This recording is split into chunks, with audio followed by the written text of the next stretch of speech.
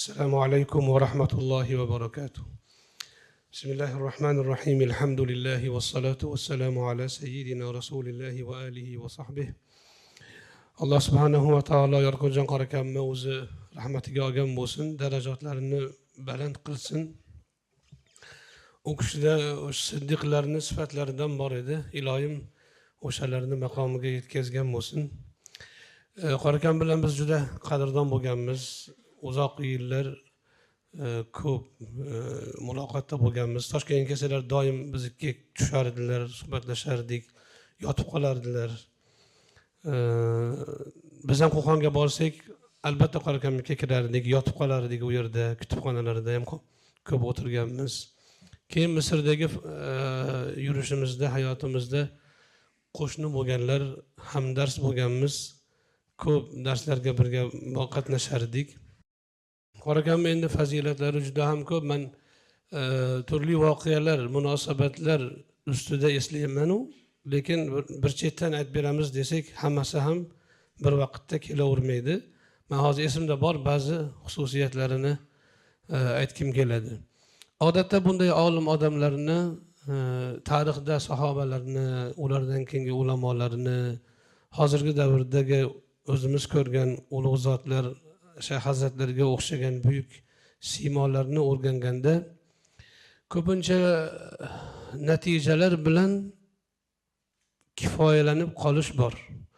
U kishi bundoq ish qilganlar, falon kitobni yozganlar, bundoq qilganlar, undoq deganlar degan natijalar. Ammo o'sha natijani keltirgan omillar nima edi o'sha shaxsda? Mana bu narsa kam o'rganiladi. Asli shu o'rganilishi kerak. U kishi falon kitobni yozgan, qoyil qilgan deyishdan oldin o'sha kitobni yozishga u kishidagi qudrat va imkoniyatni hosil qilgan omil nima edi? Shuni o'rganish kerak. Falon chiroyli imora bor deb imorani maqtash oson, lekin uni g'ishti nima edi? Uni bo'yog'i nima edi? Poydevori qanday qo'yilgan edi? Nima uchun Samarqanddagi masalan falon bino 7 asrdan beri shuncha zilzila o'tib miq etmasdan turibdi? Shuni o'rganish kerak. Uni go'zalligini o'zini maqtash yoki biz hozir unaqa binolarni qurolmaymiz deb o'ylash noto'g'ri narsa. Inson qilganini inson qiladi, faqat o'rganish kerak. O'rganganda asoslar o'rganilishi kerak natijalardan ko'ra. Natijalar targ'ib uchun kerak. Targ'ib uchun natija aytiladi. Odamlarni qiziqtirish uchun. Ammo kelajakni qurish uchun asos gapirilishi kerak. O'tmishdaqa kelajakni hosil qilish uchun o'tmishni asosi gapirilishi kerak, o'tmishning natijalari emas. Shu ma'noda qorakamdagi o'sha xususiyatlarga agar biz nazar soladigan bo'lsak, qorakamdagi ta'sir omili ko'pchilikni qalbiga kirib borganligi sabablaridan birinchisi ixlos. Albatta ixlos Alloh bilan bandani o'rtasidagi sir bo'ladi. Uni hech kim baholay olmaydi. U insonlarning adadlari darajasida ko'p darajaga ega. Insonlarning adadlari qancha bo'lsa, ixlosning darajalari shuncha. Hech kim u kishi mana u darajada edi deb birovni aniq ayta olmaydi, lekin alomatlaridan sezasiz. Shayx hazratlarining ishlaridagi, muvaffaqiyatlaridagi asosiy omillardan biri ham ixlos bo'lgan. Butun tarix ulamolar shunday. Yorqinjon qorakamda ham o'tish shunday edi. Shuning uchun u kishi bir so'z aytayotgan paytda, bir ish qilayotgan paytda u kishi manfaat yuzasidan yoki shaxsiy bir o'ylov yuzasidan emas, Alloh subhanahu va taoloning roziligi nuqtai nazaridan yondashardi, harakatlanardi. Mana shu ixlos. Shu ixlos darajasi hammada har xil bo'ladi. Shu yuqori edi qorakamda.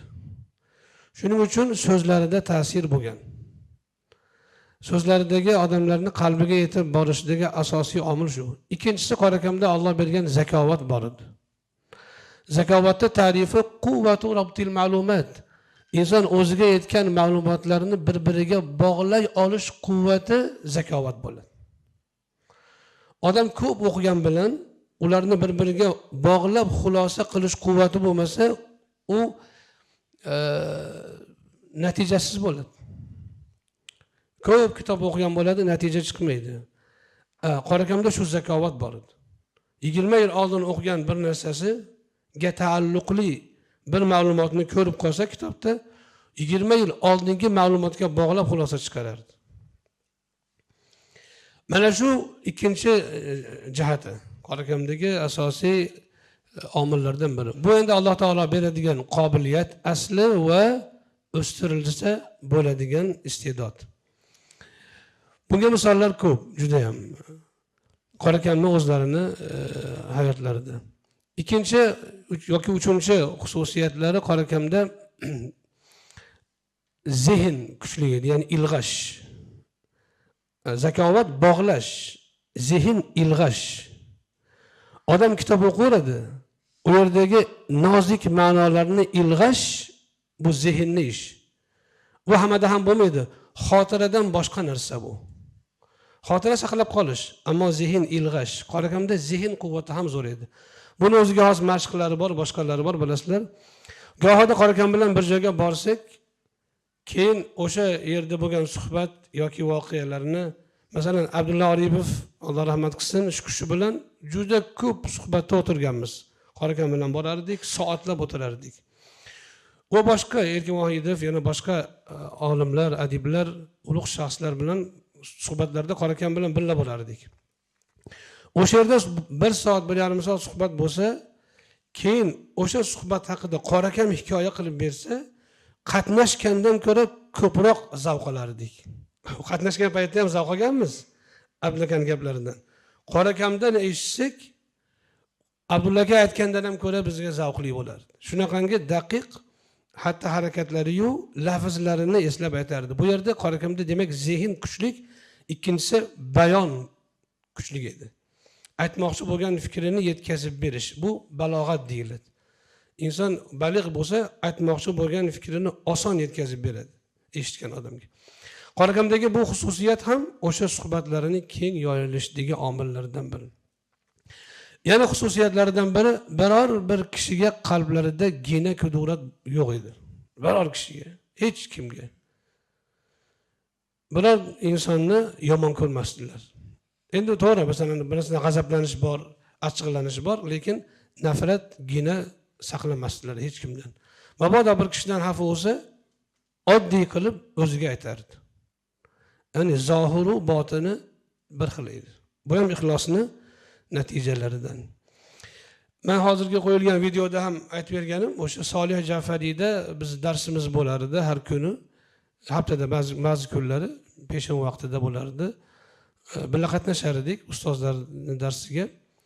Borib, shunda birinchi Solih Jafariyni ziyorat qilardik. Chunki u kishi Azharning eng yetuk ulamolaridan bo'lganlar va haqiqiy solih yetuk olim bo'lganlar, alloma bo'lganlar va payg'ambarimiz alayhisolatu vassalomning avlodlaridan, tasavvuf murabbiylaridan bo'lganlar.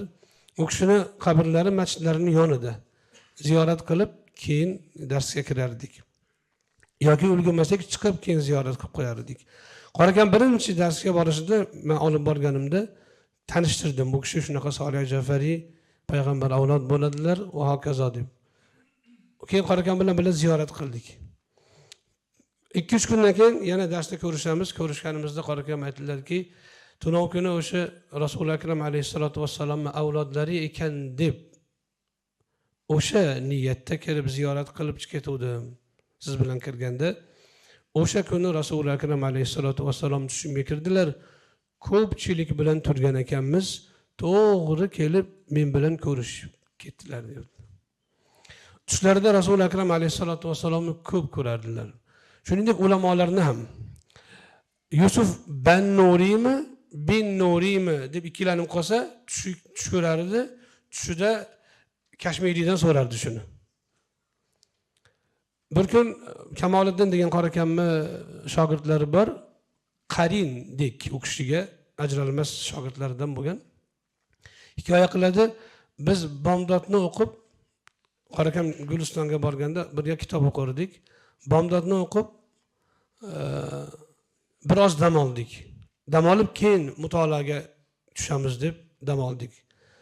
Ozgina uxlagandan keyin qorakam uyg'onib ketdilarda, meni uyg'otdilar. Ha desam, tushimga Said Ahmad Bolanpuriy kiribdilar. Kirib sunnat bomdoddan keyin uxlamaslik. Biz talablarga bu vaqtda uxlamaslikni tavsiya qilamiz dedilar deb uyg'onib ketibdi. Bu nimadan dalolat? Bu qalbi pokligidan dalolat, ruhoniyati sofligidan dalolat. Biz uxlaymiz, bizga tanbeh kelmaydi. Nimaga? Chunki qalbimiz g'ofil. G'ofil inson g'aflatga botgani sari tanbeh undan uzoqlashib boradi.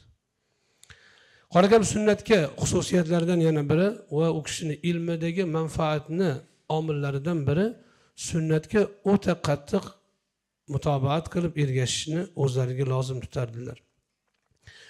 Ba'zi rivoyatlarda kelganda Rasululloh akram alayhisosallam tahajjudni o'qib, vitrni o'qigandan keyin yana namoz o'qigilari kelganda toliqqanlari uchun yoki biroz rohat berib bomdodga quvvat yoki kunduzgiga quvvat hosil qilish uchun o'tirib nafl o'qiganlari bor.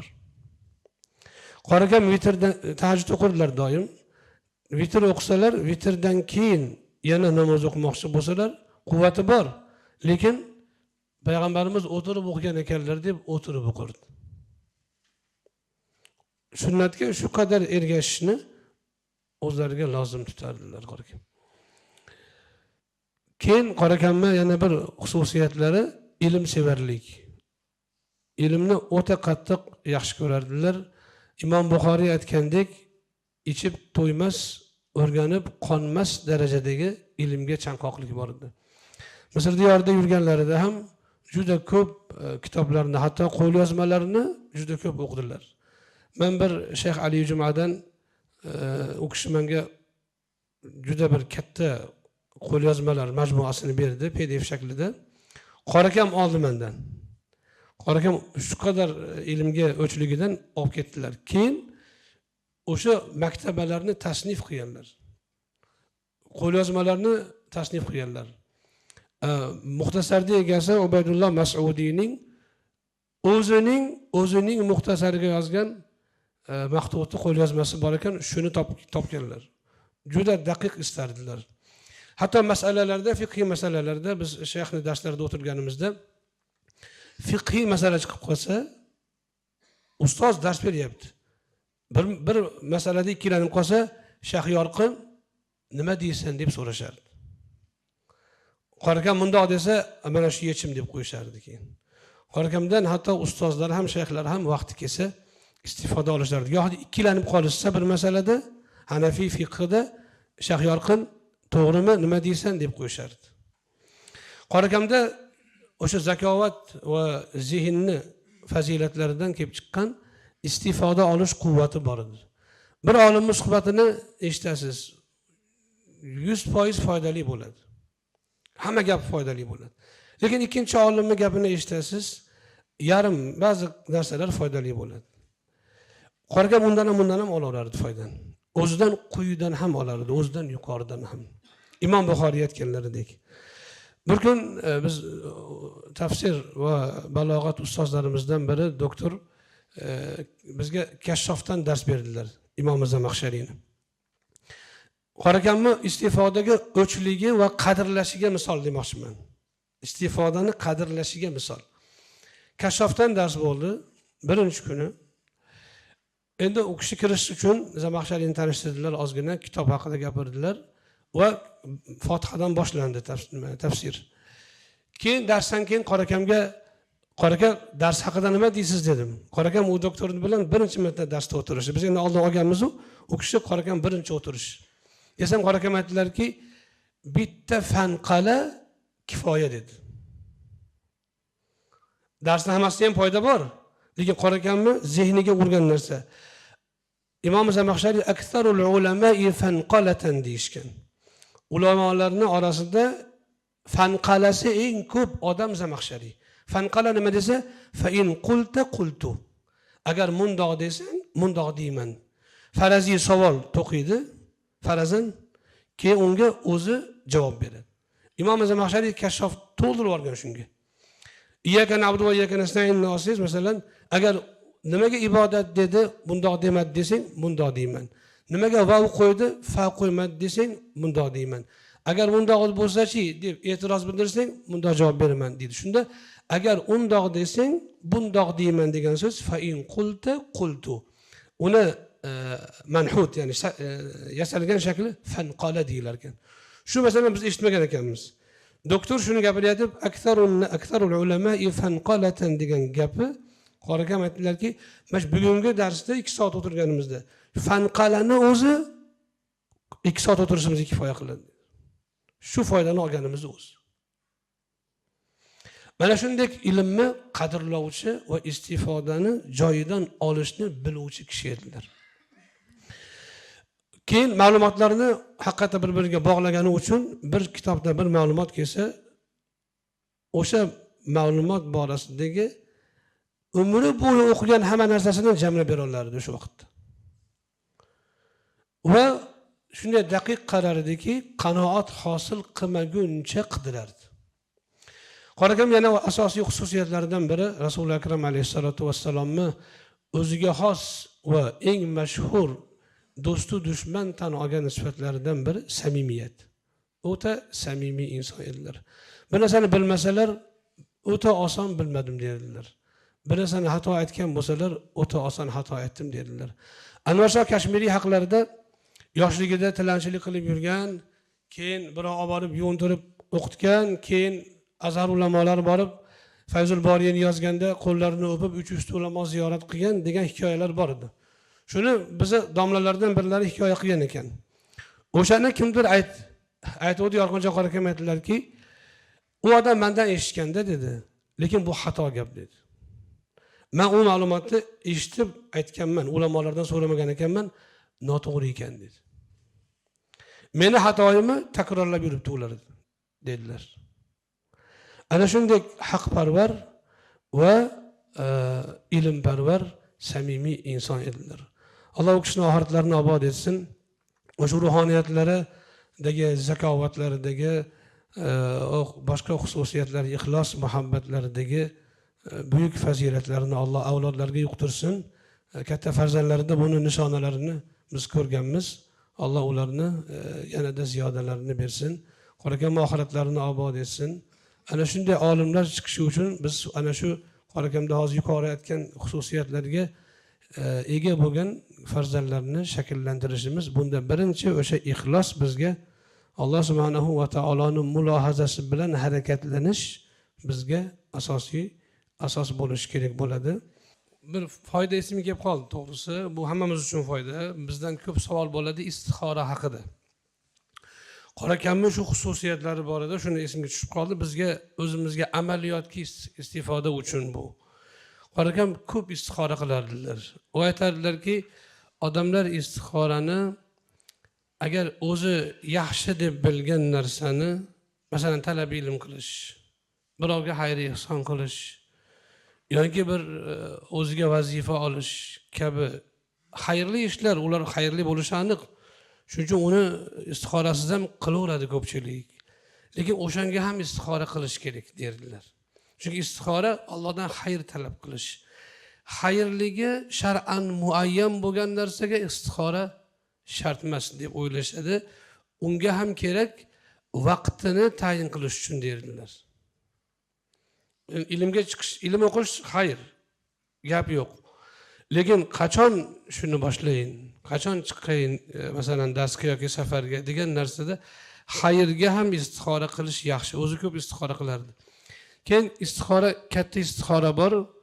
2 rakat namoz o'qib, Allohumma inni astaghfiruka duosini o'qish. Kichkina istixora bor. Imom Termiziyning rivoyatlarida kelgan. Hadisda bir oz zaifligi bo'lsa ham ulamolar amalda qo'llagan Imom Termiziy aytganlaridek. U namozsiz, boshqa shartlarsiz duoni o'zi. Allohumma xirli vaqtarli. Shuni aytardilar. Qora akam o'ta ko'p aytardi. Qora aka falon joyga borib kelaylik desangiz, xo'p deb turib birpas o'tirib keyin xo'p deb turardi-da. O'sha vaqtda duo qilardi. Allohumma xirli vaqtarli. Alloh menga ishimni yaxshi qilgin degani xirli. Vaqtarli va eng yaxshisini menga tanlab bergin. Shuni ko'p qilardilar qora akam. Istixora sag'ir deyishadi. Kichkina istixora sag'ira, kichkina istixora deyiladi. Domla mutoyibadan gapirib qoldi, bizga esimga tushib qoldi undan. Qoraga olib qolmardilar. So'z kelsa otangni ayama degan qoidalar bor edi. Bir kun nimadan gap chiqdi? Men aytibmanki, qoraga shu bizda ham bo'lgan dedim. 13-14 yosh paytlarida shunaqa o'zimizcha taqvo qilar edik, falon narsalar demar edik, piston narsalar demar edik. Faqat uyda pishirilgan o'zimizni xonani ovqatini yer edik, nonini yer edik va hokazo. Biz mubolag'a qilgan ekanmiz demoqchi bo'lib, noto'g'ri qilgan ekanmiz demoqchi bo'lib aytdimmi o'zini? Biz ham shunaqa qilgan ekanmiz desam, qorakam, eskina o'sha paytda ziyorat qilib olsak bo'lardi ekan deydi. O'sha vaqtda ziyorat qilib olsak bo'lardi ekan deydi. Qorakam juda shunaqa zakovatli edilar, chunki odatda kulgu ajablanishdan chiqadi. İnsanlar ajablanadigan narsa ularga odat bo'lmagan narsa bo'ladi. İnson odatlangan narsasidan ajablanmaydi. İnsanlarda odatidan tashqari narsani topib, ularni ajablantira olish bu kuldirish qobiliyati shu. Qorakamda bu o'ta kuchli edi, topqirligi. Ulamolarda ko'pida bor. Sababi ularni ilmdagi zakovati, zihni o'sha mutoyibaga ham ishlaydi. Qorakamda bu narsa juda keng suratda edi. Alloh o'shani rahmat qilsin. E'tiboringiz uchun rahmat. Assalomu alaykum va rahmatulloh.